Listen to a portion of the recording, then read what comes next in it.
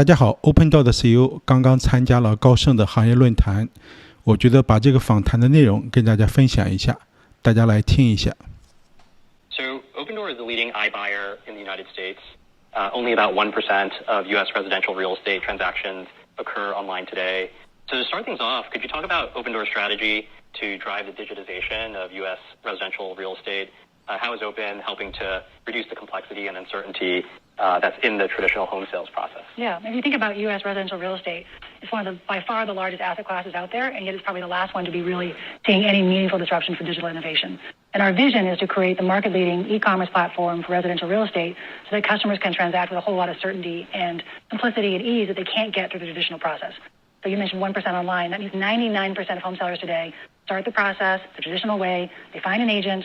They spruce up their home for sale. They do all those repairs on spec. They list it. They endure open houses. Hopefully they go into contract. Hopefully they find a buyer. That in itself is bad. That's no fun. But 1 in 4 of those transactions actually fall through. Most people don't realize that. So you got to start that whole thing all over again. And for about 2/3 of sellers, they're also aspiring home buyers. And so they've got to figure out, how do I put those 2 transactions together? Most people can't afford a double mortgage or a double move. So it's a really windy, uncertain, stressful process. And our vision is to just take all those friction and pain points out of it, put the process online, and allow people to transact, again, with certainty, simplicity, and ease. And what we've had to do over the last 10 years is build the pricing system, the transaction system, the operating platform to allow people to do that. The net result, though, has been a product that people love. I mean, customers love it. When they get our product and they transact that way, our net promoter score is like 80, which is fantastic. Because, again, we're fighting against a traditional process that's not so great. So that's really the vision of what we're building over time. Today, we're by far the only player that can do this at scale for people, and we think we have incredible market fit.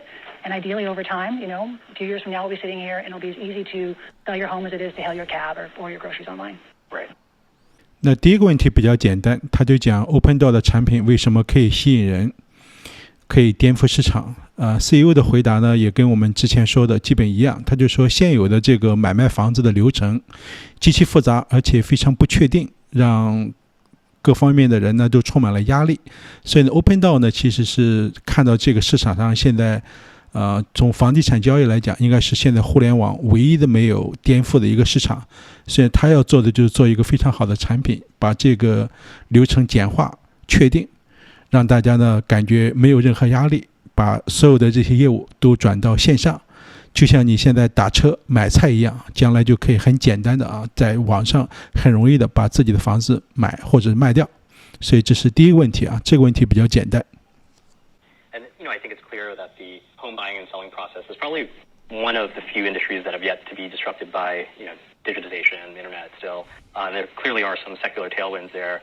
But there are also some cyclical elements just operating in the U.S. housing market. So could you talk a little bit about how the current macro environment is affecting Opendoor? How has the rise in home prices in 2021 and then the subsequent normalization impacted Open's ability to operate? Where are we in the recovery for Open in that respect? Yeah, I mean, I'm sure everyone in this room knows it's been a tumultuous time, right, in the housing market, certainly over the last year, and we've been in the middle of navigating that.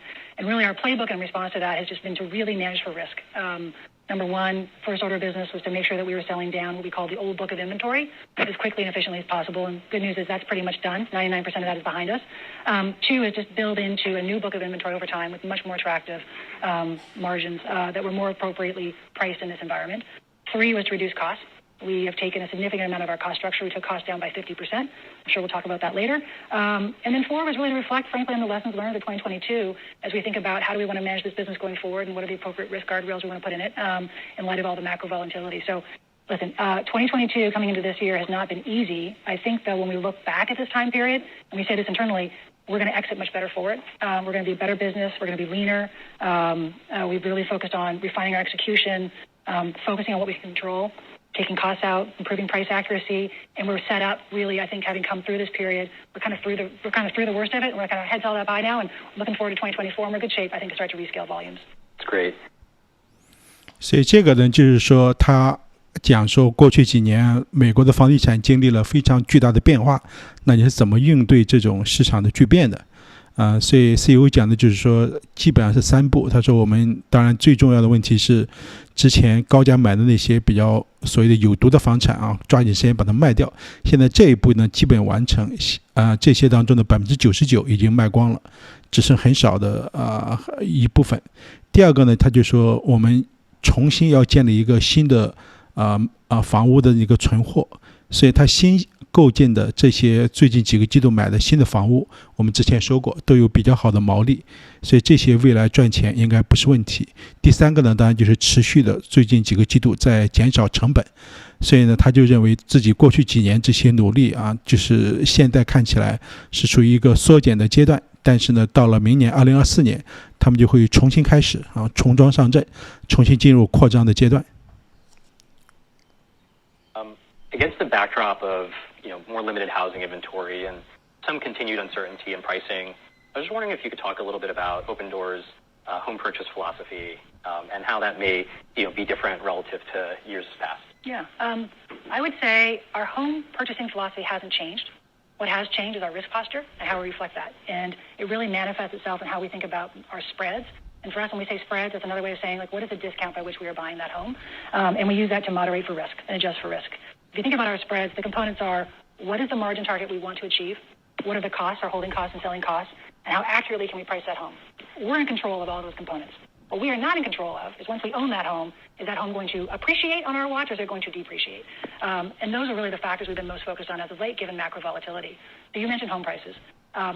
By far and away, like the biggest volume driver for a business is where spreads sit, and home prices are a key input to that, given that those building blocks I just mentioned. And when home prices are volatile, spreads are going to widen, right? So we've been operating with elevated spreads. There were record levels late last year. They've come down significantly. We'll continue to take them down through the balance of the year and starting in Q4. But that home price volatility is tough, right? And we have to reflect that from a risk standpoint and how we're pricing these assets. And you've seen that show up when our spreads widen. That means our offers are less competitive. That means fewer people say yes to us. If we convert lower, we have lower volumes. So we want home pricing stability. Good news is I think we've been seeing that for a while now. The other piece of the equation that you mentioned was what's going on with market volumes. And there's a lot of focus and there's a lot of attention on, like, people aren't moving, the rate lock phenomenon, I can't give up my 3.5% mortgage, don't blame them. But for us, that's not really the constraint. We are a very small piece of what is this enormous market still. And so long as we can offer to people something for their home with a lower spread, that is really the driver for volumes for us. The market volume factor is really not the headwind, not when we're like less than 1% share of the market. Right, that's super interesting. 这个呢，他就问说，你现在的能不能讲一下你现在的买房的逻辑和买房的状况？ CEO 的回答是这样，他说我们在买房的时候，当然主要是考虑我们的 spread 啊，就是我们中间收多少的佣金。这个佣金呢，他说有2个决定因素，有一部分是自己 Opendoor 可以完全控制的，比如说你这个钱收了之后打算赚多高的毛利，以及呢你持有这些房产啊有都是什么样的成本，然后以及算法你有多大的精确度啊，这些都是内部 Opendoor 可以控制的。但是呢，也有 Opendoor 不能控制的因素，那就是你一旦买了这个房产之后，你可能2个月、3个月甚至更长时间才能把它卖出去。那整个的这个持有期间，美国的房价它是往上走还是往下行，这个你是没法控制这个波动啊。所以在这样的情况下呢 ，Opendoor 为了保护自己的毛利啊，所以他在美国房价如果波动起伏比较大的时候，他要求的那个 spread 啊，他要求的佣金就会比较高啊，因为他不知道这个最后会对他有什么样的负面的影响。所以呢，在他看来，他是希望的一个市场是房价总体比较稳定的啊，不见得是要一直往上涨，但是总体比较稳定。好消息是说，确实过去几个季度啊，至少几个月已经非常明显看到房价其实已经稳定了，尽管交易量仍然是非常低迷。那另外一部分就是谈到交易量，很多人可能担心说，现在美国房产的交易量很少，那你是不是买房也会持续非常少？ CEO 就讲说这个不是这个逻辑，他说交易量下降呢对于 Opendoor 不是问题，因为市场每年还有几百万的交易量，我们呢每个月才1000多套啊，所以这个占的比例非常小，1%都不到啊，所以这个对他不是问题，他主要期待的是价格的稳定啊，现在其实稳定已经达到了。So, what are you looking at to see when it's appropriate to further, narrow those spreads and increase that acquisition pace, over time? And is there a target, home inventory balance that you manage to? How do you think about that over the next couple of years? Yeah, when we talked about in our last quarter, right now we're pacing at around 1,000 home acquisitions per month. And we didn't foresee that to change meaningfully and go higher through the balance of the year. And the reason for that is we don't see spreads moving much. And the reason for that is because we are still forecasting for the back half of the year that home prices are going to be modestly negative month to month. And that's pretty consistent with, frankly, with home seasonality. That's what home prices typically do in the back half of the year. But we're pricing that in today.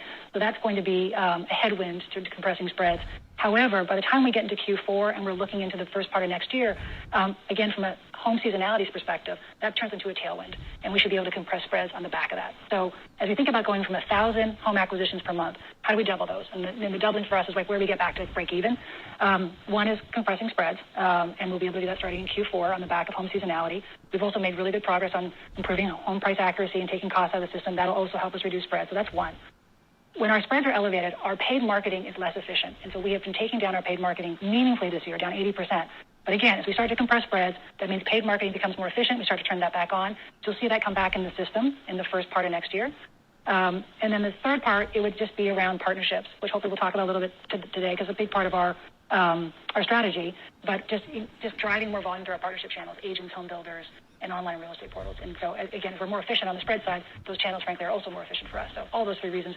We peaked at around 5,000, 6,000 home acquisitions per month. So for us, the notion of going from 1,000 to 2,200 is fine. We feel very comfortable with that target, and that takes us back to the break-even level. Great.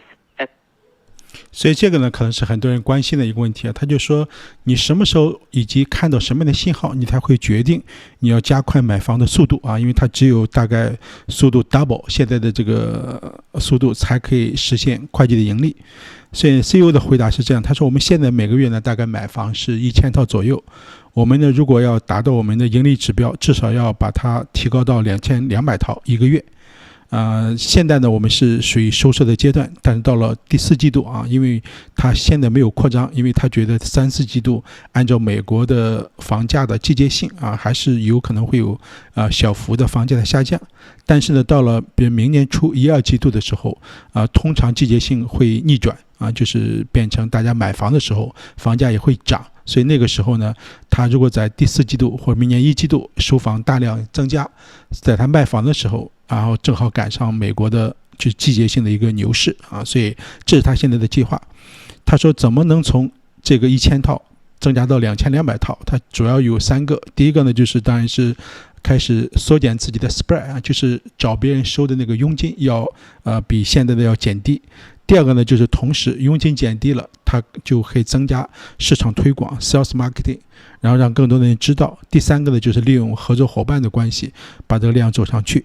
很多人可能觉得说1000套到2000套好像听起来很大的提高，但是呢 CEO 就 Carrie 就讲，他说其实没有什么。他说我们之前这家公司啊，在1年前啊，在比较好的时候，其实每个月啊，我们收房都是5000套、6000套，所以现在从1000套到2000套，对我们来讲不是问题啊，应该是比较容易的一件事情。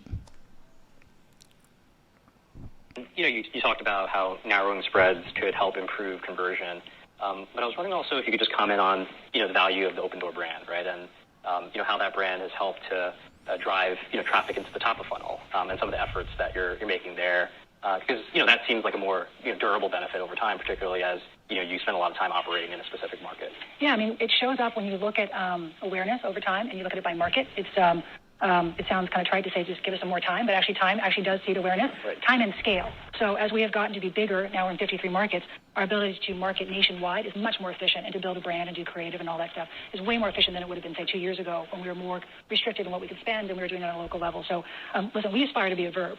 We want everyone to start their home process with Opendoor to be very top of mind, but as we've been in markets for longer, we've seen awareness increase, and that does actually, frankly, drive some conversion for us too, and we want to be more top of mind. Right. I'm sure your market share is well above 1% in some of your most mature markets. It is. If you we published it, I think, in the last shareholder letter. But if you go look at last year, there are markets we've been in, say, 6, 7, 8 years, and that was at 4% market share last year. We have relatively younger markets that we were opened in 2021, and that was at 70 basis points. And so just, again, with time and maturity and awareness, we're able to kind of build it to share. Part of that is brand awareness, people just understanding that this is an option. And part of it also is building this retention of customers who've been coming to us over time. You may not be a true seller today. You do understand the value of your home. We're going to keep you in our system. We're going to engage with you. We're going to talk to you. In those markets with 4% share, we've had as much as 40% of the home owners in that market come to us, give us their address, tell us about their home. But those younger markets, say 20% of those customers. So again, having that retained base of customers continue to drive future contract volumes is also another driver of growth. Right. The value just compounds over time. Yep. Maybe. 所以这个呢是两个问题啊，我们放在一起，因为他讲的差不多，就是 Opendoor 品牌的最近几年的扩张，以及呢它在市场上的份额怎么理解。CEO 呢就讲说我们的品牌啊，是在全国推广之后啊更有价值，因为你市场越多啊，这个大家对你的理解度更好。他说从市场的份额来讲的话，他说我们如果是在一个经营比较长时间，比如说6到8年这种成熟的市场，比如说凤凰城啊这种他最早进入的这些市场，他在比较好的时候，去年的时间啊，曾经市场份额达到4%，就是100套房子市场上卖掉，有4套是通过 Opendoor 这个平台做的。而且更重要是说，在这样的一个成熟的市场里面，卖房的人有40%。然后在卖房时候啊，不见得都通过 Opendoor， 但是他会通过 Opendoor 这个平台，因为他理解它，然后去询价，然后对自己的房屋有个认识之后，然后再去做别的。所以他就讲说，这些人呢，其实从 Opendoor 40%的人之前有询价，那以后呢，我们会经常跟他们联系，他可能今天不是我们的客户，但最终可能几年以后也会变成我们的客户。所以这是品牌的持续性啊，以及它市场份额的推广跟未来的可能。Shifting gears a little bit and talking about financials. So Opendoor has a goal of achieving adjusted net income profitability by 2024. Are you on track to achieve that? What are the actions that you're taking to make progress toward that goal? And what conditions are you assuming in the housing market to hit that target? We're entirely focused on getting back to break even. We want to be back to a position where we're self-sustaining, right? And then we can decide from there how fast you grow, what else you invest in. But getting back to, for us, what we call adjusted net income positive is the goal for next year. And the entire org is geared to that goal. What do we have to be to do that? One is, let's make one caveat that the macro can't go way backwards, okay? So a relatively stable environment, which we're kind of in right now from a home pricing standpoint. I made my comment about market volumes already. They can still be depressed, and that's not going to impact our ability to get back to that level. We need to be at a $10 billion kind of steady state revenue run rate to be at that level. And again, we need to double our volumes from where we are today, 1,000 home acquisitions per month, getting back to say 2,200. And we'll stay tight on costs. And just continue to execute. And it's really not any more complicated than that. And they said the whole organization is pretty resolute about that's what we're getting back to next year. That's great. 所以这个呢是另外一个重要问题，就是他问到说，你们之前讲过啊，明年会实现调整后的会计盈利，所以呢，你们能讲一下是不是还是这样的目标，以及要达到这个目标，你需要市场有什么样的条件啊？就是说，如果市场这个没有达到条件，你是不是就没法实现啊？所以 CEO 总体的回答他是很乐观的，他说我们其实不需要宏观啊变得非常好啊，一下恢复成2年前那种情况，他只要说呢，现在这种房价比较稳定的状况可以保持就 OK 了啊，哪怕下半年啊房价像他们预计的略微有下跌，是正常的季节性，这些都不会影响他明年实现盈利的条件啊。因为对他看来的话，他实现盈利从收入上来讲呢，每年这个 run rate 啊，就是要达到10个 billion， 就100亿美金意味着呢，就刚才讲的房子的收房的量要是现在的2倍，然后除此之外呢，当然就要控制成本，然后不断的就按照这个策略执行下去就 OK 了啊，它本身不需要特别多的宏观的改善或者别的条件来实现这个目标。And you have seen the improved profitability in some of your newer cohorts already, right? Unit economics improved last quarter with contribution margins on newly acquired homes reaching 10.6%. You also revised your contribution margin target to 5 to 7% in the past quarter. What's been driving that growth? Is it the benefits from home price appreciation in some of these newly acquired cohorts, perhaps because of the widened spreads? Is it some of the adjacent services? What's the trajectory for contribution margins for the rest of the year? Yeah. Q3 can't come fast. Well, we're in it now, but it can't come fast enough when we get to talk about it because we know that that's the inflection point for us to get back to positive contribution margins. And that has everything to do with the transition away from the old book and back to basically the new book, a healthy new book of inventory, and that's showing up in the margins. You mentioned the new book performing really well in Q2, 10.6% contribution. Two parts of that is we've continued to focus on better price accuracy and operating efficiencies. That showed up in the cohort. And the other piece of it was home price appreciation definitely outperformed our underwriting. And when we underwrote those homes, it was a moment of really peak uncertainty. We were careful in how we underwrote those homes, and HPA outperformed, and that shows up in the 10.6%. We do expect that over the course of the year, we will get to our 5 to 7% target by Q4, and that's just a function of those cohorts selling through over time and back to our targets. We did, as you noted, we took our target margins up this year from the 4 to 6% annual target we've always talked about to 5 to 7%. And the reason for that was twofold. Like, I guess one was we should, and two was we could. We should because it speaks to having a more durable business, and we want to get back to break even on a cash flow basis. And two, we believe we could. We were very focused on this 100 basis points of incremental cost in 2023. We've got a big chunk of that. We'll get the rest of that, and that allowed us to take our margin targets up. So we're very focused on, like, what can we do to improve the business in durable ways, and that really allowed us to raise our target margin. Great. 所以这个呢，就是讲那个贡献利润率啊，他就说你能不能讲一下你贡献利润率啊？按照你讲的说，二季度你新收的房子贡献利润率超过了10%啊，这是非常高的。同时呢，你好像把公司的长期的贡献利润率的指标从之前的4%到6%，现在提升到5%到7%啊，就提升了100个基点。能不能讲一下这个原因啊？CEO 呢就讲的是这样，他说我们确实啊，第二季度的我们收的新房啊，达到了10%以上的贡献利润率啊，这个主要是一方面我们现在的本身的佣金啊 spread 就比较高，第二个呢，确实它有这个 HPA 就是房产溢价的这个影响啊，因为就是至少在上半年啊，比去年的房价它是略有上升的，就比 Opendoor 想的要好一些啊，所以这就是这两个方面就是贡献导致了他新收的房屋啊，现在看起来毛利、贡献利润率都比他预想的要好，贡献利润率超过10%。那从贡献利润率长期的指标，为什么从4%到6%提升了100个基点啊？它这个主要就是说，一方面控制它的 spread 之后啊，它CEO 讲的时候还有一个重要的原因。就是我们的成本削减，他之前就说过，他成本削减的目标是把自己的成本消灭收入的100个基点，就是把收入的1%从成本当中给去掉。所以这些呢，逐渐的反映到现在的贡献利润率里面，就导致他们把贡献利润率的目标提升了到现在5%到7%。一方面呢，他可以这么做啊，因为他现在觉得他收这样的钱没问题。第二个呢，他也觉得有这个必要，因为他毕竟是有要迅速的会计盈利的这个压力和目标。Maybe working our way down past contribution margin. Could you talk a little bit about Opendoor's current funding structure, the capacity, the cost of that? How has the funding environment and the risk of extended holding periods affected how you think about the optimal funding channel and mix and business model? Yeah, and we feel actually really good about our current funding structure, both today and going forward. If you kind of think about all the components, one, on the balance sheet side, we have about $1.6 billion of parent capital, and within that is $1.2 billion of unrestricted cash, and a little under $300 million of equity invested at home that hopefully over time will turn into cash. So we're well capitalized in just in terms of parent capital. And then on the debt side, we have about $2.5 billion of term loans that are fixed rate.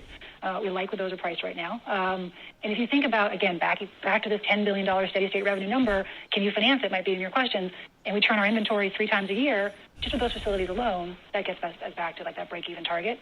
We have another $5 billion of revolver capacity that we're not using right now, given that our inventory levels are low, but they're available to us. So as we rescale the business, as we grow, we can tap into those too should we need to. So we feel very, very good about our funding capacity. We also feel very good about just the state we're in with our lenders. Our team's done a great job since really inception about building these lender relationships, being very purposeful about creating staggered and rolling maturities. We're diversified across 30 lenders. We rode through COVID with them. They didn't blink. We've been through 2022 with them. They've been fine. And so we feel really good about how we're positioned. That's great.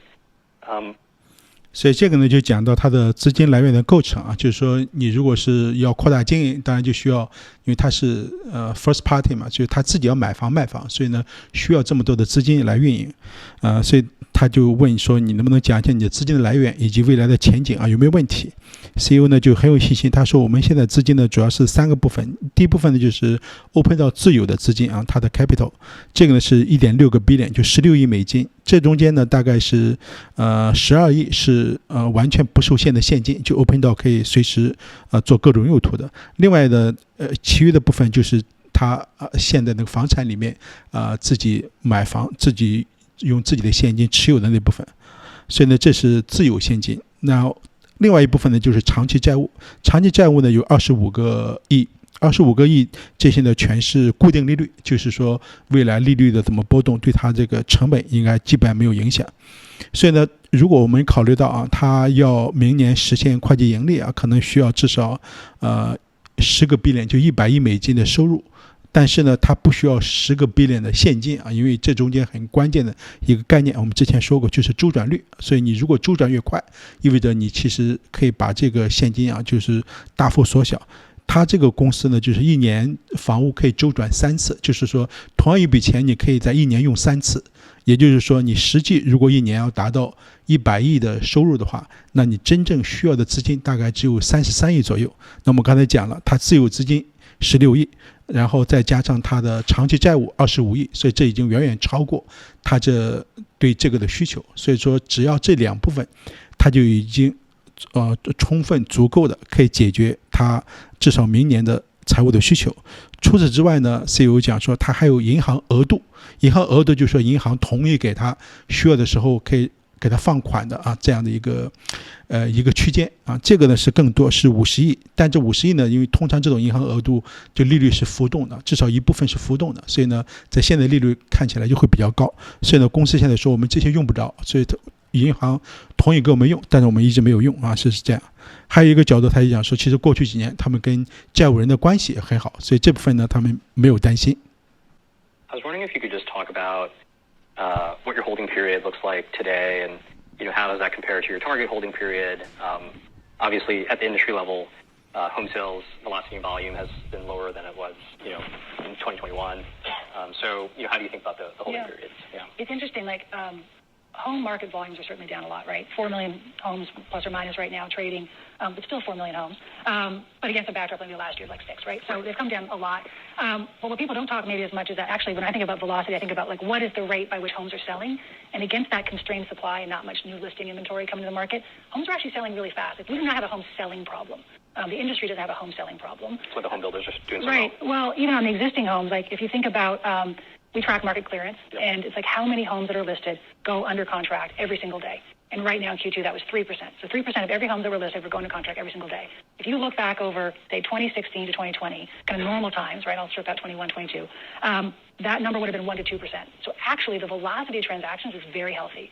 So we feel good about that. So again, the industry doesn't have necessarily a home selling problem. They kind of have an inventory problem. But against that backdrop of low inventory, homes are selling. There's still 4 million people moving. Great.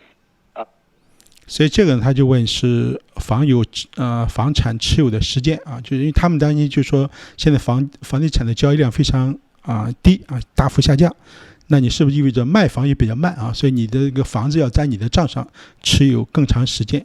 CEO 去解释呢，说这个其实2个概念啊，这2个非常不一样。他说从房产的交易量上来看啊，整个市场确实有大幅下降。现在呢，好像每年大概只有400万套房屋买卖啊，在比较正常的年份呢，可能是600万甚至更多啊，所以下降了很多。但是呢，从另外一个角度，房子卖的并不慢啊，就是它的衡量的指标呢，就是说你这个房子然后挂牌出去之后，每天几%能够被卖出。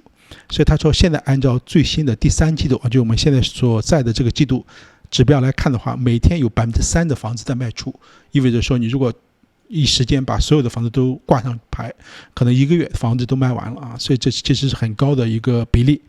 所以他说呢，与此相比呢，我们如果看2016到2020年，就在疫情之前的所谓的正常的这几年份当中啊，房屋卖出的速度是每天是1%到2%，所以现在是3%，所以有很大的提高。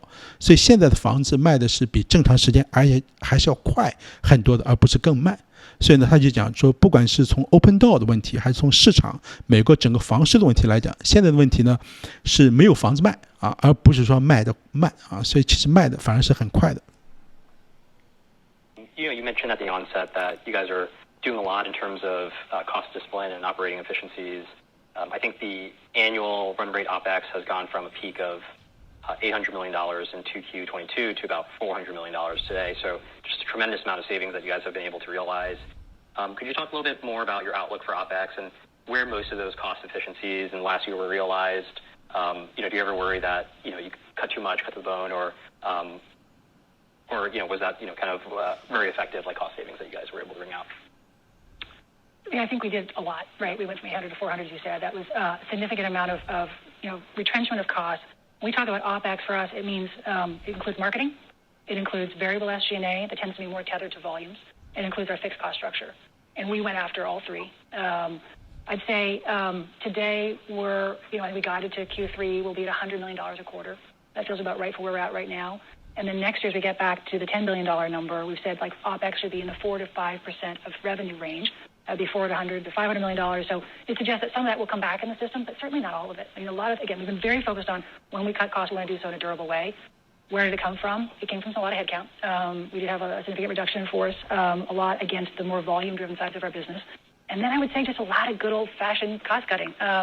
Here's an example. We didn't have a significant procurement effort, say 18 months ago. We do now. And we just scrutinized everything. And when you go through a moment 2022, you look at every line item. And we've done that. And I feel like a lot of that will stick. Great. I do want. 所以这个呢，就是问的成本减少的情况啊，就是说，CEO 的解释，他说我们确实过去这1年多做了很多成本减少的这些措施啊，我们把1年的运营的成本从之前大概每年需要8亿美金，现在大幅减低到一半啊，到每年只需要4亿美金。他说，如果我看我们的这个运营这个成本费用当中，其实有3部分。第一部分当然就是大家可能最熟悉的，就是 marketing 市场推广。品牌营销这部分。第二部分呢，就是也是跟第一部分一样，跟销量有关系的那些运营的费用。第3部分呢是真正的就是固定的费用，就这些人员是比如说你 CEO 工资奖金，你的财会人员，这些是就是说你不管你的交易量如何，他必须人都在那啊，所以这些是真正的固定费用。他说这3部分他们都有大量的减少，因此呢，他现在每年的年化之后啊，是运营费用是大概4亿美金啊，就400个 million。他们说，如果是到了他的收入到明年大幅增长到100亿美金这么的规模的时候他当然这个会相应增加，因为至少你要增加一部分市场费用啊，跟销量相关的这些费用会有所增加。但是呢，他仍然会把这个控制在4%到5%，意味着说最差的话，他是从现在的400个 million 增长到未来的500个 million， 所以仍然是比较容易控制的。所以这是成本控制的一个效果。Talk about some of Open's initiatives beyond traditional iBuying. One is Opendoor exclusives. You talked a little bit about some of the opportunities in variable SG&A, and I know that exclusives in some instances can really help with that as well, just because of the absence of buyer's commissions that need to be paid if you're helping to connect with an institutional investor. So maybe you could just describe Opendoor exclusives in more detail. How important is it? What are the long-term plans there? Yeah, so if you think about our business today, we're an on-balance sheet business, right? You come to us, we buy the home, we take it on balance sheet. We're a dealer business. And the evolution of the business, if you look at the Series A pitch deck, to keep me honest, the grand mission was always over time to build the first-party business, but over time to basically create a marketplace business. And what do you need to have a marketplace business? You need density, you need buyer liquidity. So we've done the first part pretty well. We'll continue to grow the first-party business. But for us, exclusives is basically fulfilling the broker side of the business. And how do we put buyers and sellers together in a way that is more capital light, more capital efficient, and allows us to address more sellers, right? We don't want to turn anyone away because our spreads are unattractive. We want to be able to offer a solution to all sellers. So a seller comes to us, obviously we're transacting with lots of buyers in the market. We should be able to match them up. We have gone after this right now in one market because we want to perfect it before we scale it. We're focused on Plano and surrounding areas. Today, someone comes to us and they get a cash offer, and we ask if they would put their home in the marketplace and give us time to basically come up with offers that will beat our cash offer. Great. We'll give you a buyer that we know is in the market looking for your 3-bedroom, 2-bath home, or maybe we can give you an offer from a REIT, and if it's better, that's great for the seller. That's what we're trying to build. It's going to take time, though. We're not doing it in a moment where I'd say the macro is necessarily a great tailwind, right? For all the reasons we talked about, sellers aren't really kind of coming out of the woodwork quite yet. And so, and we want to be deliberate about how we scale it. So it'll take some time, but it's something that we're focused on delivering over the long term. It's a perfect complement to our existing 1P business. We should have it over time. Right. That's all super interesting. And you guys have done a great job building out that home seller density. Maybe you can just talk a little bit more about what you're doing on that, prospective home buyer side from, institutional buyers like REITs or single-family rentals, or perhaps investors that want to do like a fix and flip or a short-term rental. Like, what is that side of the equation? In terms of us working with that universe of buyers, or us? That universe of buyers to allow you to drive a transaction in a more capital efficient way where it's not a 1P transaction. Well, it's interesting. As you think about building a marketplace, right, and to talk about you need a lot of buyer density. Yeah. The good news is there's like 60 REITs to go talk to. Right. And we know all of them because we do business with the vast majority of them today. We've been doing that for many, many years, and we have great long-standing relationships. So that piece of the marketplace, easier. And then the consumers, you want obviously thousands and thousands, not millions and millions of consumers, like individual consumers on the buyer side. Harder to get, will come with time. Right. But those relationships, and they're really long-standing for us. We have moments where maybe we can't fulfill a seller's valuation desires, but we can marry them with a REIT, and so we've been doing that for a long time. Great. 所以这个呢是两个问题我合在一起，因为他讲的都是那个Opendoor 的 exclusive 啊，就是那个3P 的它这个市场，很多人呢对这个就是 Opendoor 的很多多头就对这个很有信心啊，就是至少基于很高的期望。但其实他从 CEO 的角度，他多次讲，他这个比较长远啊，所以他最近不是特别的强调。所以这个问题就问到说，你能不能讲一下这方面的进展啊？就未来是怎么看的？CEO 就解释他说，我们现在做的当然是 first party 啊，就是他自己买房、自己卖房啊，所以他的买卖以及风险 Opendoor 都自己承担，因此呢，也需要很多的就是所谓的重资产啊，就是需要很多的资本投入。现在的所谓的3P 呢，就是一个完全不同的，它是不用自己进场，它相当于一个做事者，就是它建立了一个市场之后这里面有买家有卖家，它中间的收一个比较小的佣金，所以这部分它就不用自己承担风险，也不用自己投入大量的资金，所以呢是轻资产的模式。他是从一开始 Opendoor 这家公司创立的时候啊，他就有这个愿景，说也要做第一方的市场，也要做第三方的市场。他说现在的进展就是说，他在美国一个大城市有，以及周边的城市在试用啊。现在从用户的角度啊，他这个就很简单，就是说，如果一个用户你房子Opendoor 给你了一个 offer 啊，你觉得不满意，说我觉得是不是能看一下我能不能过段时间拿个更好的更高的 offer。 现在 Opendoor 说也没问题啊，那你有了这个之后啊，我把你房子放在我们这个第三方的这个 exclusive 的市场里面去，然后看有没有别的比如机构的买家愿意出价比 Opendoor 的价格更高，如果他愿意当然最好，那我中间呢收一个比较小的佣金就 OK 了。所以这是这么一个市场的一个作用啊。但是问题是说这个需要时间啊，需要时间，因为现在呢尤其在市场交易量整体比较低的情况，不太利于这种的第三方市场的推出所以第二个问题他就问到说，你能不能看一下这买家卖家是哪方面的问题。他说从买家来讲啊 CEO 解释说主要是那些 REITs 啊，就是那些房产信托的一些基金。他说市场有大概60多家这样的大的 REITs 在做这个业务，我们跟这些都很熟，所以他们不是问题，就是说他们愿意以合适的价格把这个房子买掉现在问题比较难的是吸引比较多的卖家，因为他现在卖房并不愁嘛这些卖房的能不能把这些自己的独家的房源放到 Opendoor 这个平台上来出售所以这是比较困难的。I was wondering if you could talk a little bit about the progress that you're making in title and mortgage and any other adjacencies that you may be pursuing. Yeah, I love our title and mortgage business. Particularly our title and escrow business. It is the little engine that we don't talk about so much. It attaches at well north of 80% on both sides of the transaction for us. We own it, vertically integrated. It's got amazing CSAT scores. And we'll continue to just invest in it from a technology standpoint. Certainly AI has a lot to offer that business over time. It's still a relatively paper-intensive business that deserves to have some AI attached to it. So we'll continue, I think, to drive more profitability in that business over time. But from an attach rate, it's pretty optimized, actually. The team's done a really good job there. We are further behind on mortgage. We fulfill that today through a partnership. And over time, though, medium term, I'd say, we really want to make sure that we are fulfilling more on the services side. But it really has not been in 23, 2022 a core focus of ours. Sure, that's totally. 所以这部分呢，他讲的是说，就是除了买卖房子之外的相关的其他的业务就是 title mortgage 这些业务title 指的是那种产权转移这个业务那个，所以呢 CEO 就解释他说，我们之前是有讲过，我们有自营的一个比较大的业务，就是 title 跟 escrow title 是产权转移 ，escrow 是托管就是说你这个双方交易没有确定的时候托管给平台，像 Opendoor 这样的平台方。所以他说这些业务呢是我们自营的，就是我们自己有这个业务，然后跟我们的卖房的业务是完全100%融合的。而且呢从留存率上，就是说如果是100个人从我们这买卖房屋，然后他其中有80%的人会用我们提供的 title 跟 escrow 的服务所以从这个角度这已经是非常不错了这个生意是可以赚钱的，虽然未来仍然有优化的可能。但从房贷来讲，房贷它没有自己的房贷，它是跟市场上一个公司在合作，所以从合作伙伴来讲的话，长期当然很有发展，只是说现在最近2年它顾不上这个所以这个不是最近的重点。Fair. I do want to leave time for audience questions, but before I open it up for Q&A, maybe I'll just sneak one more in. And it's one about market performance. What are some of the most attractive regions for iBuying today? As you think about growing the business? Do you see opportunities to get deeper in your current markets or expand into other markets?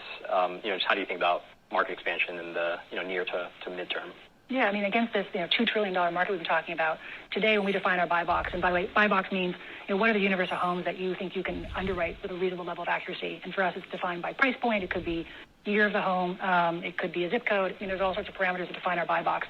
But today we can underwrite about $2 trillion, about a third. $650 billion is our addressable market in our existing footprint, our 53 markets. So we have a lot of headroom. We have a lot to go after. Even if we just focus on our existing footprint alone of the 650, there's a lot to go get. If you think about our earlier conversation around market share, and we just focus on that 650, and we can take every market to that 4% level, that's a $26 billion volume business. But certainly over time, we want to continue to pursue additional buy box expansion, additional markets. We love nationwide coverage. We took a beat in 23 and 2022 for good reason. But I mean, again, as we get back to 2024, we'll start to kind of pursue those things again. Great. 所以呢，这个就是他讲的市场扩张。他说你市场扩张未来潜力怎么样 ？CEO 呢就是讲说，如果我们看整个的美国的房地产市场，大概是2万亿的一个市场，非常大。这中间呢，我们的 buy box 大概覆盖1/3的区域，1/3的这种房子。什么叫 buy box？buy box 就是说市场上，比如说有便宜的几十万的房子，有贵的有几千万的房子。所以呢，从我们可以定价的这个区间来讲的话，我们的算法能够覆盖的这部分大概占多少？是叫 buy box。所以这个占2万亿的1/3，就是6500个亿。所以从这个角度，他说从市场角度，我们还有很大很大的空间我们如果是假定他之前说过他在一些比较成熟的市场几年运营之后，可以在市场拿到至少4%的市场份额。他说如果我们假定在我们现在美国已经有的50多个市场里面都可以拿到4%的这个市场份额，因为总共650个 billion 是我们可以认为可以拿到的，乘以4%意味着我们的收入至少可以达到26个 billion 260亿美金所以这是比现在要几十倍的这种一个收入的规模。所以呢，从这个公司的角度，它确实2022年包括现在2023年都属于收缩期但是收缩期呢，不是说它未来不能成长，他觉得在2024年市场稳定之后，它第一方面可以进入更多的市场，第二方面呢，它可以再扩大自己的 buy box 这个范围，就是说可以往更高的房价那边去走。所以呢，他觉得这个市场现在的650个 billion 已经很大，但对他来讲的话，这不是一个严格意义上的一个限制。Questions from the audience. Got one over here, please. Just elaborate more on that buy box you talk about. So, where do you win, and which customers is attractive for? And when you talked about the markets where you had 4% share, but I think 40% you said would come and talk to you, why doesn't that convert at a higher rate? Yeah, I might forget some of those. So, what kind of buyer comes to us? The first question. Honestly, they just look like the average American home seller. Our average consumer is buying an average price point home. Average is varied a little bit by market, but we want to be at that part of the distribution curve that has the most liquidity, the most velocity. They look a little bit younger. They're a little bit more double income and kids, probably a little more time starved, maybe need our product more. They look pretty average, maybe, and that's it. They really look like they're not. It's not some tail type of customer type. It's really like the average American home seller. And I guess why don't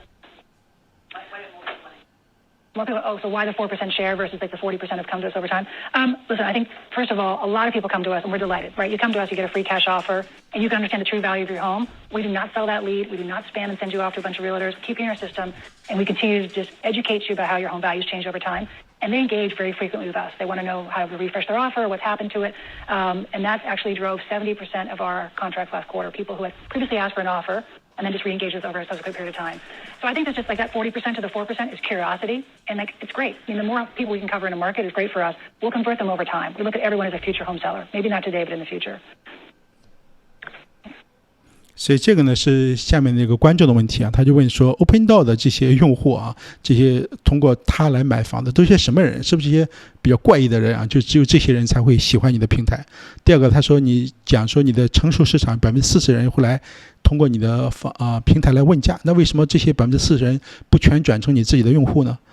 所以 CEO 就回答他说我们的客户其实是些正常的美国人并不是也特别怪异的一个很小的一个团体他说跟一般的用户没有什么大的区别，如果说有区别的话，可能相对偏年轻，以及相对的收入偏高一点第二个，他说为什么没有全部转化？他说来问我们房价的人啊，这些询价的不全是要真正卖房的，他很多时候可能只是想知道一下自己的房屋的价值。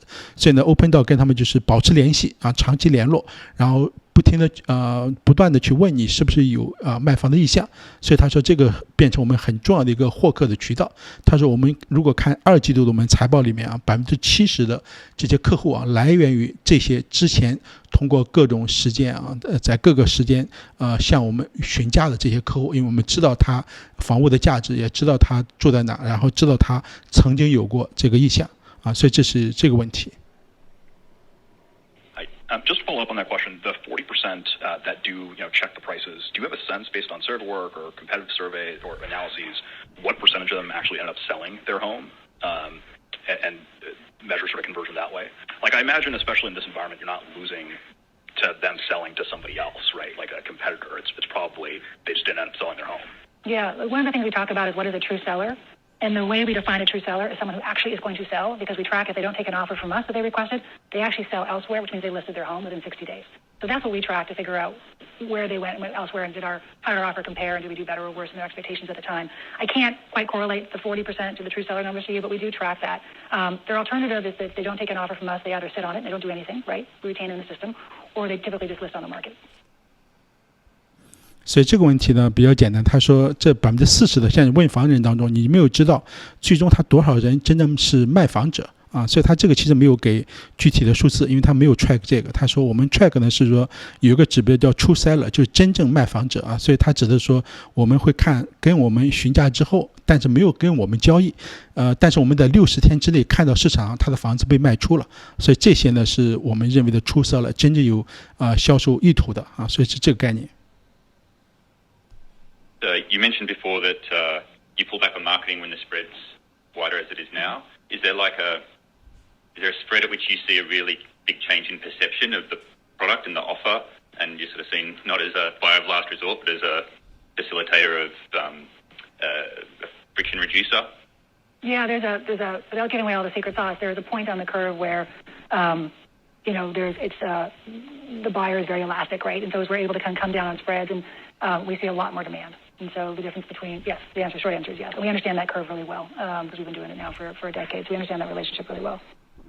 所以这个问题呢有点技术性，他问的是说啊，你刚才讲到说，当你的佣金 spread 收的比很高的时候啊，过去的几个季度啊，你的市场费用相应你可以把它大幅的下降，是不是意味着你理解这两者之间的这种比较复杂的关系啊 ？CEO 的回答是，当然是，我们有市场操作多年的经验，所以我们知道，当我们的这个收的佣金，比如说10%、20%、30%啊，不断的提高它对需求的影响，所以我们相应的也反向也知道说，当我们这个佣金spread 下降到一个什么水平的时候，它会有大量的需求产生，所以呢，这样情况我们会控制这个两者的平衡。Carrie, we have a follow-up over there. Just one more question. In terms of the spreads, just where are you now in terms of capturing the full spread from the home seller versus alternative players in the industry, like mortgage, title? Like back in the day, you guys used to talk about how you could have a deal with like Comcast or like Dish or somebody to monetize, additional services so that the consumer would be paying less. Apologies if you've talked about this and I was just late. No, you got it. We'll love an update there. Yeah, so that's all about like how much are we doing in terms of ancillary services, which we want more of today. It's really title and it's mortgage. And those provide an offset to spread. So the extent that that transaction is coming with title, I can use that to reduce my spread. I can use it to reduce. If mortgage is coming, I can also reduce it.